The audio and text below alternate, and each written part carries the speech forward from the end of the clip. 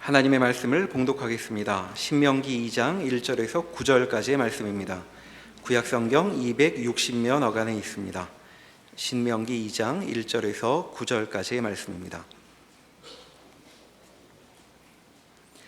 우리가 방향을 돌려 여호와께서 내게 명령하신 대로 홍해 길로 광야에 들어가서 여러 날 동안 세일산을 두루 다녔더니 여호와께서 내게 말씀하여 이르시되 너희가 이 산을 두루 다닌 지 오래니 돌이켜 북으로 나아가라. 너는 또 백성에게 명령하여 이르기를 너희는 세일에 거주하는 너희 동족 에서의 자손이 사는 지역으로 지날진대 그들이 너희를 두려워하리니 너희는 스스로 깊이 삼가고 그들과 다투지 말라. 그들의 땅은 한 발자국도 너희에게 주지 아니하리니 이는 내가 세일산을 에서에게 기업으로 주었음이라. 너희는 돈으로 그들에게서 양식을 사서 먹고 돈으로 그들에게서 물을 사서 마시라.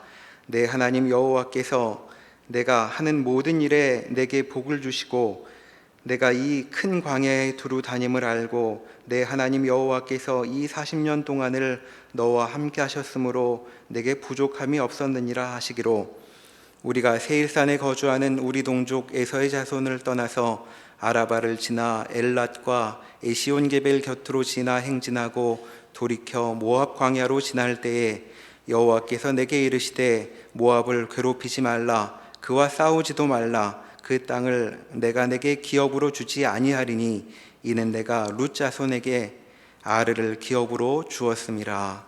아멘. 가데스 바네아에서 하나님의 명령에 불순종한 이스라엘 백성들에게 치명적인 결과가 다가왔습니다. 40년이라고 하는 긴 세월 동안 혹독한 광야의 생활을 해야 했고, 또 하나는 하나님으로부터 버림받은 것이 아니냐라고 하는 두려움이 그들에게 있었습니다. 광야로 들어가는 방향은 약속의 땅과는 정반대의 방향이기 때문에 약속의 땅에서 멀어지는 것을 눈으로 보면서 이스라엘 백성들의 마음은 더욱 피폐해졌을 것입니다. 2절 말씀을 보면 광야 40년의 생활이 거의 끝나갈 무렵에 다시금 약속의 땅을 향하여 올라가라는 하나님의 명령이 주어집니다. 40년 전에 동일한 명령 앞에서는 불순종하여서 하나님의 심판을 받았는데 40년이 지난 지금은 이스라엘 백성들이 이 하나님의 명령에 순종하여 쫓아 올라가게 됩니다. 이스라엘 백성들이 순종할 수 있었던 것은 결론적으로 광야 40년의 세월 때문이었습니다. 오늘은 말씀들을 통하여서 이 광야 40년의 의미들을 살펴보려고 합니다. 제일 첫 번째로 이스라엘 백성들은 광야로 들어가게 되면서 하나님으로부터 버림을 받았다라고 하는 생각을 하게 되었을 것입니다. 이제는 더 이상 하나님의 도우시는 은혜를 기대할 수 없다. 이제 먹고 사는 문제나 또 주변 가나안 거민들의 위협 속에서 어떻게 자신들의 안전을 확보해야 하는가라고 하는 여러 가지 근심들이 이들의 마음에 담겨 있었을 것입니다. 그러나 심판의 자리인 그 광야로 들어가면서도 사실은 이스라엘 백성들이 이 사실 하나만 확인하여도 자신들이 버려지는 것이 아니라 더 큰 은혜의 자리에 여전히 있다라고 하는 것을 알았을 것입니다. 그것은 광야에서도 만나가 변함없이 주어지고 있다는 사실입니다. 만나는 자연적인 현상에 의해서 얻어지는 양식이 아니었습니다. 하늘에서 내리게 되는데 이것을 자연적인 현상으로 보려면 매일 변함없이 내려야 하든지 아니면 어떤 특정한 지역에 내려야 하든지 이렇게 변하지 않는 어떤 일정한 법칙에 의해서 주어져야 합니다. 그러나 우리가 만나에 대해서 잘 알고 있듯이 만나는 매일 내리다가도 6째 날 안식일을 기점으로 하여서는 내리지 않았습니다. 평일에는 계속 내리고 6째 날 안식일을 기점으로 해서는 내리지 않고 하는 일들이 이렇게 자연적인 현상으로 볼 수 없는 내용이죠. 그리고 만나를 거두어 놓고 그 다음 날에 먹으려고 하면은 이 만나가 썩어서 벌레가 생기고 냄새가 심하게 났었는데, 같은 만나인데도 안식일을 위하여서 남겨두면 이 만나가 썩지 않았다라고 하는 것은 이 만나가 그저 가볍게 생각할 것이 아니라 하나님의 은혜 가운데 주어지는 양식임을 이 이스라엘 백성들이 보아야 했던 것입니다.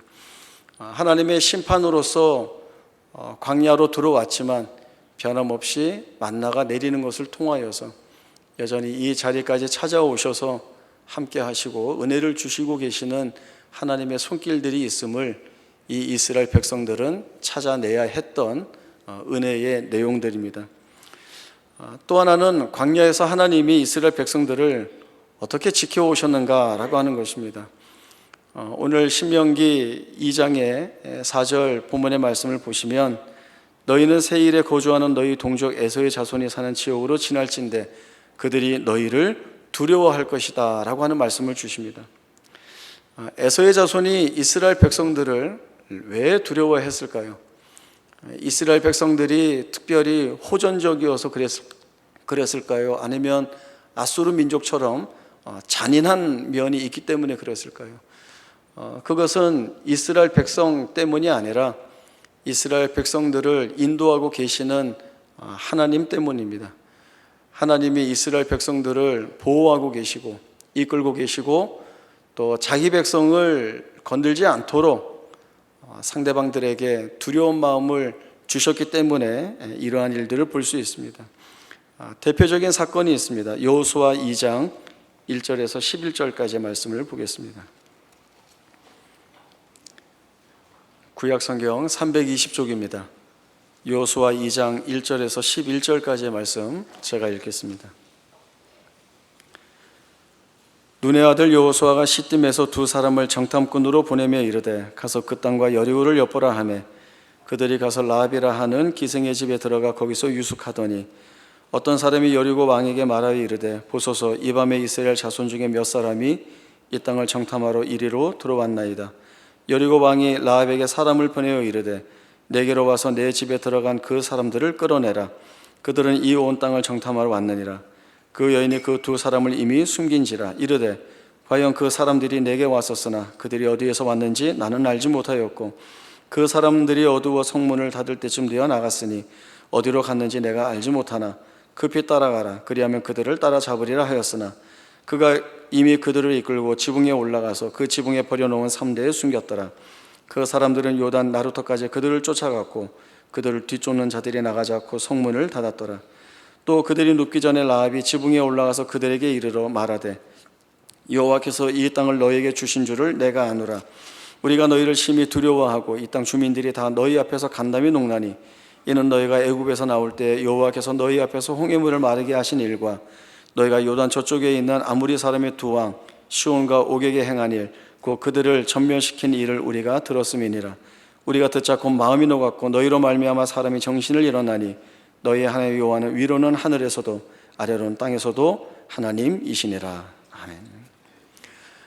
여호수아 2장 본문은 가나안 정복 전쟁을 시작하기 위해서 가나안 땅에 진입한 이스라엘 백성들이 그 전쟁의 첫 상대인 여리고성을 정탐하는 내용입니다. 아직 본격적으로 전쟁이 시작되지 않았습니다. 그러나 오늘 본문에서 하고 있는 라합의 고백을 보면 이스라엘 백성들은 전쟁을 시작하지 않았지만 하나님은 이미 오래전에 이스라엘을 위하여 이 가나안 정복 전쟁을 시작하고 계셨음을 알 수 있습니다. 라합은 정탐꾼들에게 이 말을 합니다. 여호와께서 이 땅을 너희에게 주신 줄을 내가 안다. 제가 볼 때는 이스라엘 백성들보다 라합의 믿음이 훨씬 좋은 것 같습니다. 왜냐하면 이 라합은 하나님께서 이스라엘 백성들을 위하여서 행하신 일들이 무엇인지 분명히 알고 있고 그 일을 행하신 하나님이 전능하신 하나님으로서 이스라엘을 위하고 있기 때문에 이 하나님을 앞세우고 가나안 정복 전쟁을 하는 것이라고 한다면 이 땅은 이스라엘 백성에게 주어진 것이나 다름없다. 그 이유는 이스라엘에게 있는 것이 아니라 하나님에게 있다라고 하는 이 사실을 분명히 보고 있기 때문에 이 고백을 할 수 있는 것입니다. 너희가 애굽에서 나올 때 너희 앞에서 홍해를 마르게 하신 것과 또 강력한 아모리의 두 왕 시온과 옥을 전멸하신 것을 우리가 보면 그 하나님이 너희를 위하여 싸우실진데 이 가나안 땅은 이미 너희의 땅이나 마찬가지다라고 하는 것이 이 라합의 고백입니다. 라합은 하나님이 하실 일이기 때문에 아직 진척되지 않은 일을 기정사실화하여서 결론과 같은 말을 하고 있는 것입니다. 이 정탐꾼들은 얼마나 놀랐을까요? 땅을 정탐하러 왔는데 그 땅 주민이 고백을 하고 있습니다. 정탐꾼이 여호수아와 이스라엘 백성들에게 돌아가 보고를 합니다. 여호수아 2장 23절과 24절의 말씀입니다. 그 두 사람이 돌이켜 산에서 내려와 강을 건너 눈의 아들 여호수아에게 나아가서 그들이 겪은 모든 일을 고하고 또 여호수아에게 이르되 진실로 여호와께서 그 온 땅을 우리 손에 주셨으므로 그 땅의 모든 주민이 우리 앞에서 간담이 녹더이다 하더라. 저는 이 정탐꾼의 보고를 들으면서 40년 전에 있었던 정탐꾼들의 보고와 비교를 해봤습니다. 40년 전에 정탐꾼들은 자신들이 보았던 상황들을 그대로 본대로 말하고 그리고 거기에 자신들의 입장을 덧붙여 이야기했습니다. 하나님이 우리에게 주신 땅이 참 좋은 땅이더라. 그 땅의 결실들이 너무나 풍성하고 아름답더라. 그러나 우리가 가서 보니 거기에는 거인족인 아낙 자손이 살고 있었고 그들이 사는 성벽과 요새는 너무나 높아서 우리가 그들과 전쟁하여서 이긴다는 것은 생각할 수 없는 일이다. 우리 스스로 보기에도 우리가 메뚜기 같은데 그들의 눈에도 우리가 그렇게 보일 것이 아니냐. 우리는 이 땅을 취할 수 없다라고 하는 것이었습니다. 이 정탐꾼들의 보고에는 하나님의 약속, 하나님의 임재, 하나님의 동행하심이 다 빠져있는 악의적인 보고였습니다. 그리고 그 땅은 하나님이 말씀하실 때에는 젖과 꿀이 흐르는 정말 아름다운 땅인데 이들은 그 땅은 거민을 삼키는 땅이라고 하는 악평까지도 하게 됩니다. 그러나 오늘 여리고성을 정탐하고 온 이 정탐꾼의 고백은 하나님이 이 땅을 우리에게 주셨습니다라고 하는 그 라합의 고백을 옮기고 있습니다.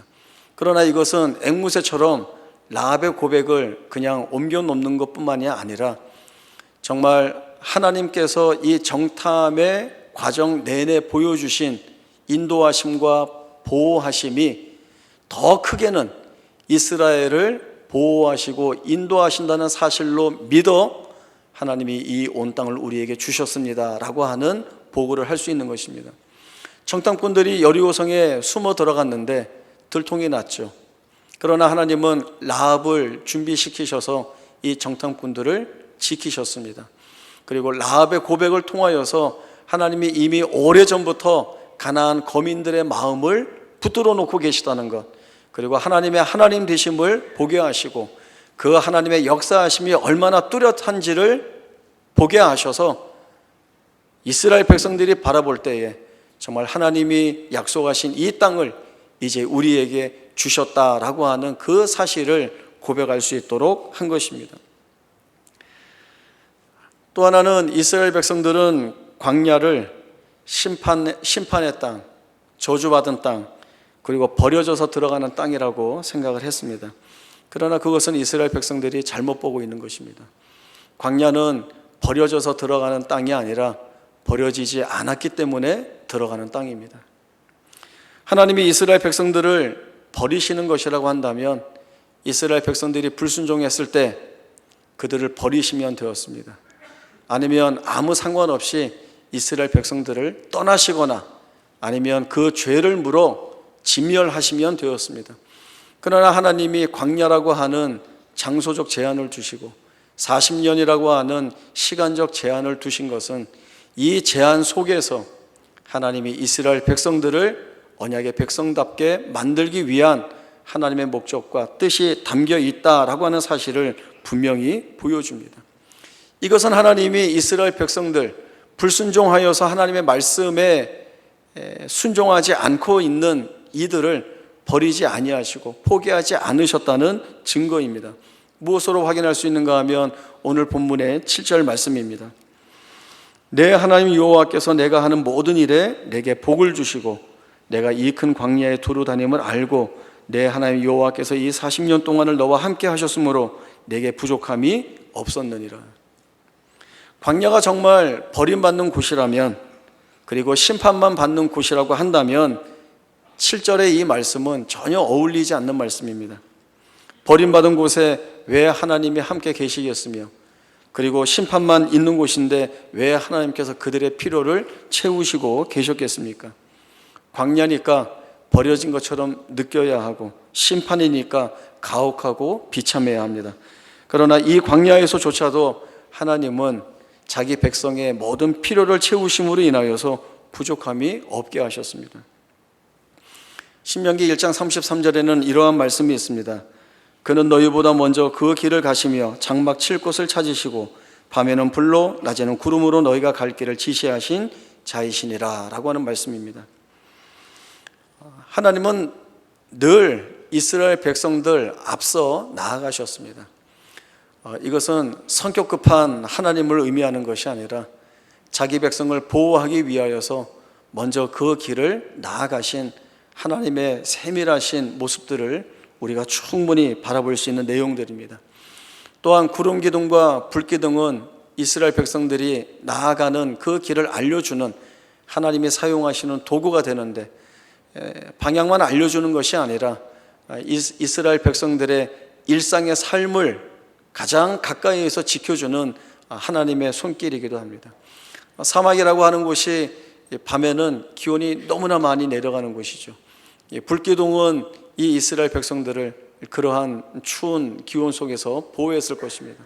반대로 낮에는 대단히 내려지는 그 강렬한 햇볕과 또 펄펄 끓어오르는 그 지면의 열기를 이 구름 기둥이 다 덮어서 시원하게 해주는 것입니다. 사우디아라비아에서 한 10년 동안 목회하신 목사님이 그곳에 계시면서 광야 사막 체험을 나가신 적이 있었답니다. 정말 뜨겁더랍니다. 이 머리가 다 탈 정도로 그러한 햇볕, 그리고 그 바닥이 끌어올라서 이렇게 서 있을 수 없는 그러한 환경들을 똑똑히 보면서 좀 쉬기 위해서 나무 그늘 아래 내려갔는데, 그 나무는 로뎀 나무였답니다. 로뎀 나무는 가시나무이기 때문에 잎이 적죠. 잎이 적기 때문에 넉넉한 그늘을 제공할 수 없습니다. 그러나 이 광야 사막이 너무나 혹독하고 뜨거우니까 그 잎이 별로 없는 로뎀 나무 아래에서조차도 여기가 너무 시원하다, 여기가 너무 좋다라고 하는 그러한 기분을 느낄 정도였답니다. 그러면서 돌아보게 되는 것이, 이러한 광야 사막에서 40년 동안 이스라엘 백성들이 그들의 모든 필요가 채워지면서 있었던 것은 정말 하나님의 은혜가 아니고서는 될 수 없었다라고 하는 그 역사의 현장을 보았다라고 하는 말을 들은 적이 있습니다. 이스라엘 백성들에게 광야에서의 하나님은 어떤 하나님이셨습니까? 저희 신명기 8장 1절에서 6절의 말씀을 통해서 살펴보겠습니다. 구약 성경 274쪽입니다. 신명기 8장 1절에서 6절까지의 말씀 봅니다. 내가 오늘 명하는 모든 명령을 너희는 지켜 행하라. 그리하면 너희가 살고 번성하고 여호와께서 너희의 조상들에게 맹세하신 땅에 들어가서 그것을 차지하리라. 내 하나님 여호와께서 이 40년 동안에 내게 광야길을 걷게 하신 것을 기억하라.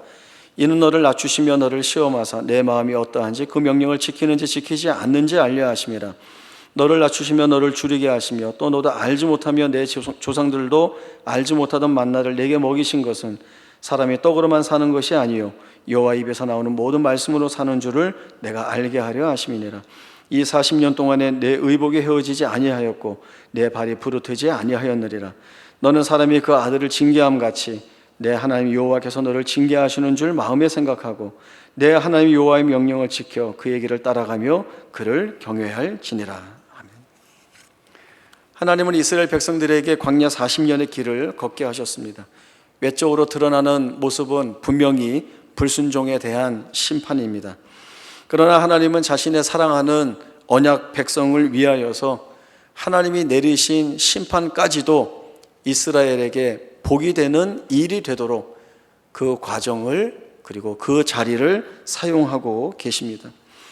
이스라엘 백성들은 이 거칠고 척박한 광야 40년의 시간과 또 세월을 통하여서 그냥 죽어라 고생만 하고 나오는 것이 아니라 그 자리에서 무엇과도 바꿀 수 없는 진리, 복음, 하나님이어야 된다.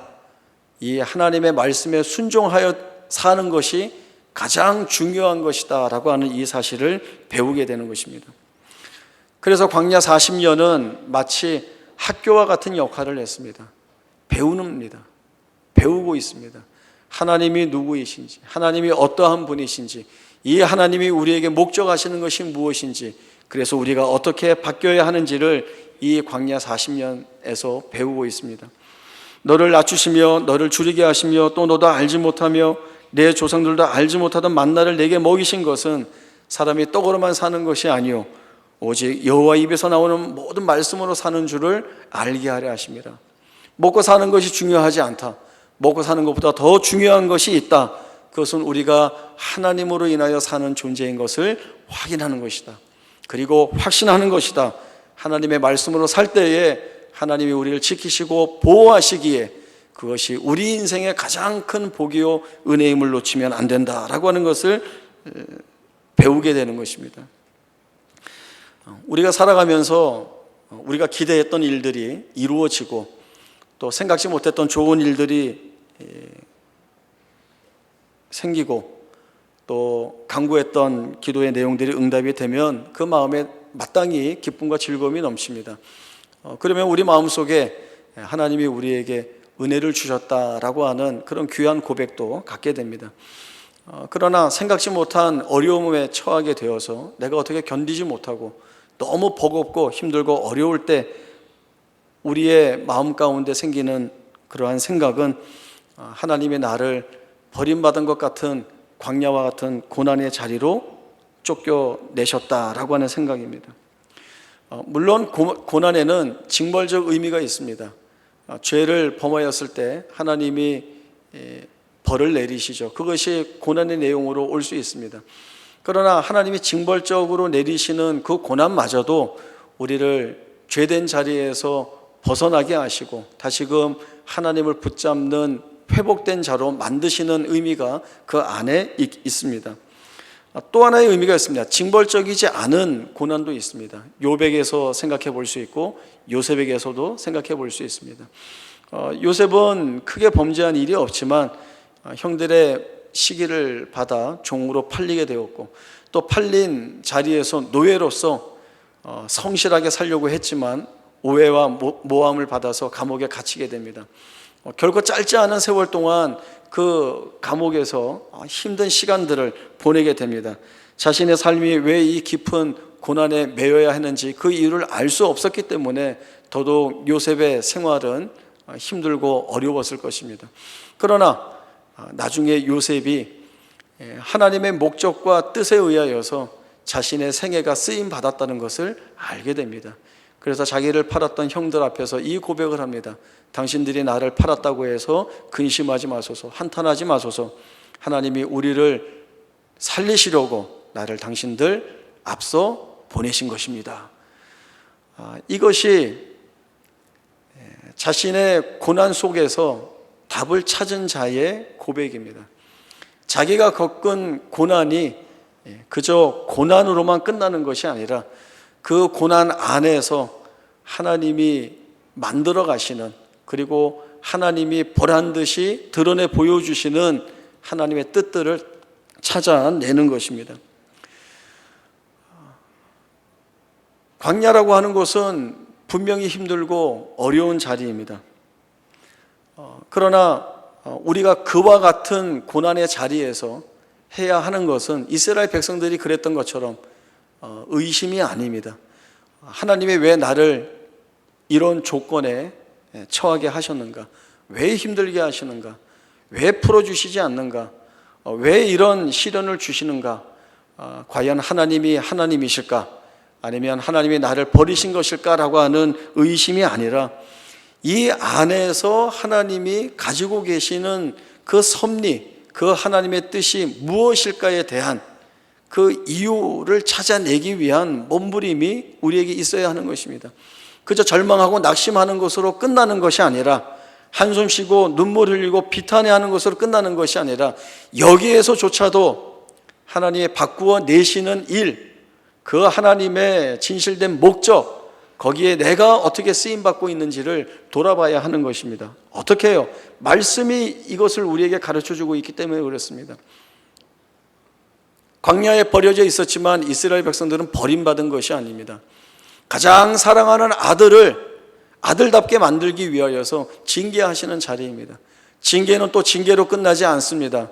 그 징계를 통하여서 아버지의 말씀에 귀 기울이는, 그리고 그 아버지의 말씀에 순종하는 것이 가장 복되다는 고백과 확신을 받는 자리로 이 이스라엘 백성들을 이끌어내시는 하나님의 놀라운 역사가, 동일한 역사의 능력으로 우리의 삶에서도 하나님이 그렇게 찾아오시고, 그리고 우리가 처한 그 고난 가운데에서 하나님의 일들을 실패 없이 만들어내신다는 것들을 저희들이 놓쳐서는 안 되는 것입니다.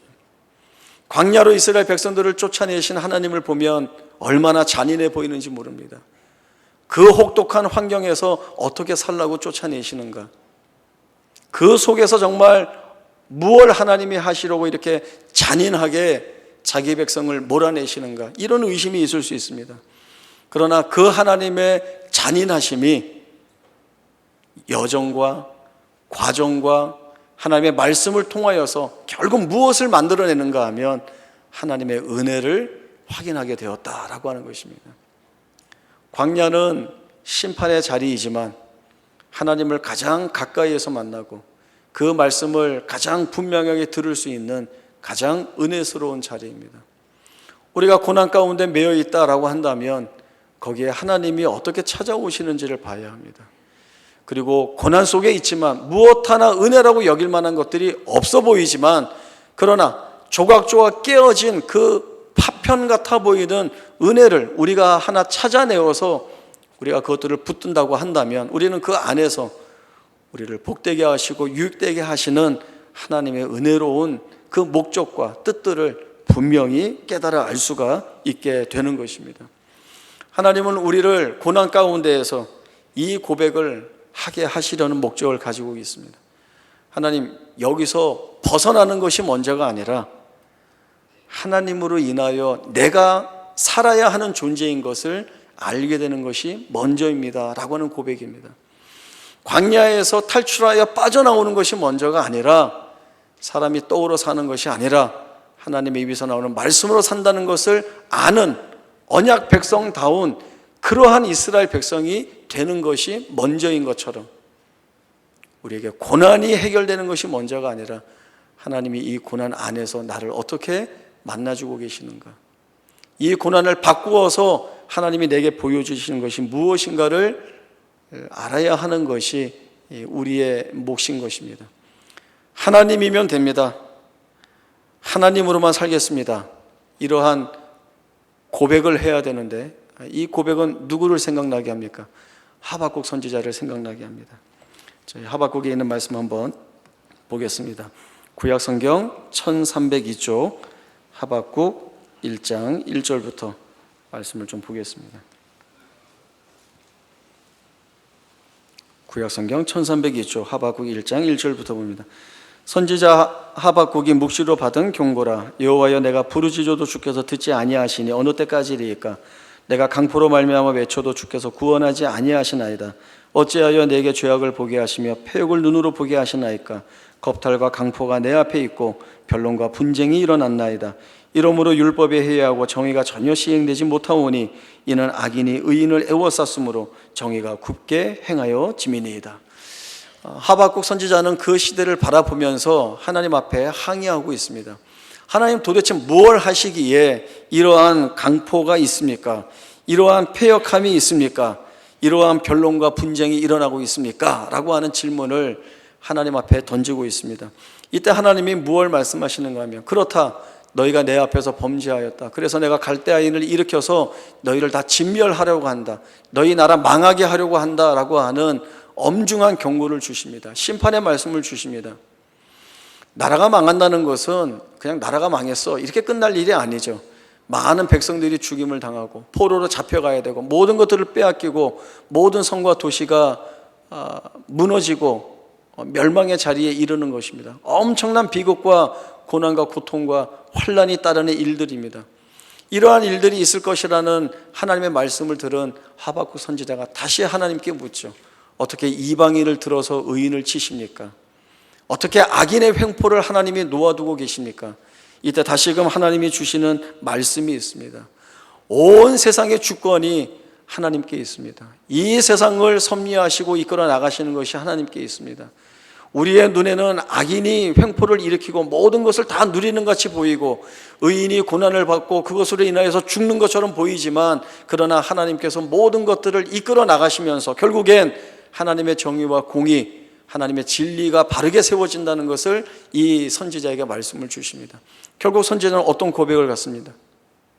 의인은 믿음으로 말미암아 살리라 라고 하는 귀한 고백을 갖습니다. 그리고 그 고백은 다음의 고백으로 어떻게 이어지고 있습니까? 비록 무화과 나무가 무성하지 못하여 포도나무에 열매가 없으며 감람나무에 소출이 없으며 밭에 먹을 것이 없으며 우리의 양이 없으며 외양간에 소가 없을지라도 나는 여호와로 말미암아 즐거워하며 나의 구원의 하나님으로 말미암아 기뻐하리다 라고 하는 이 고백을 하게 됩니다. 우리에게 주어진 고난의 자리에 하나님은 우리를 한 번도 하나님 없이 버려두신 적이 없습니다. 하나님이 그 고난의 자리에 찾아오시고, 우리는 그 하나님을 잔인하다고 말하지만 하나님은 말할 수 없는 은혜로 대신하여 채워주셨습니다. 그 고난의 자리에서 하나님은 우리로 하여금 하나님이면 된다, 하나님의 말씀하여 순종하여 사는 것이 가장 큰 복이다라고 하는 이 사실을 아는 하나님의 백성답게 단련해 주셨습니다. 결국에는 고난의 자리에서 가장 복된 주의 영광을 보게 하셨습니다. 우리의 믿음이 여기에 있는 것입니다. 오늘 신명기 2장의 본문의 말씀을 보면 하나님이 이스라엘 백성들이 에돔과 모압을 지나가려 할 때에 그들의 것을 빼앗지 말라라고 하는 말씀을 분명하게 주십니다. 이것은 내가 그들에게 기업으로 준 것이니 너희가 뺏어서는 안 된다. 이 말씀은 남의 것 탐내지 말아라 라고 하는 그런 일반적인 말씀이 아니라 너희의 필요는 모든 것들이 다 내게서 나와야 된다라고 하는 말씀을 주시는 것입니다.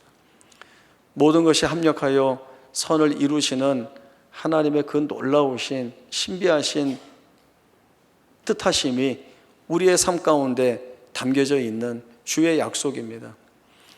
우리가 앞뒤가 분간되지 않고 얼마나 깊은 구덩이에 빠져 있는지 모를 때조차도 하나님은 그 안에서 우리를 위하여 일하고 계시고, 그리고 그 자리마저도 하나님이 사용하실 때에 가장 은혜스러운 자리, 복된 자리로 만드시는 것입니다.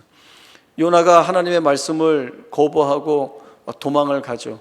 도망가고 그 배가 풍랑을 만났을 때에 바다에 던져지게 됩니다. 이제 그 바다에 던져진 그 풍랑이 심한 그 바다에는 사망밖에는 남아있는 것이 없습니다.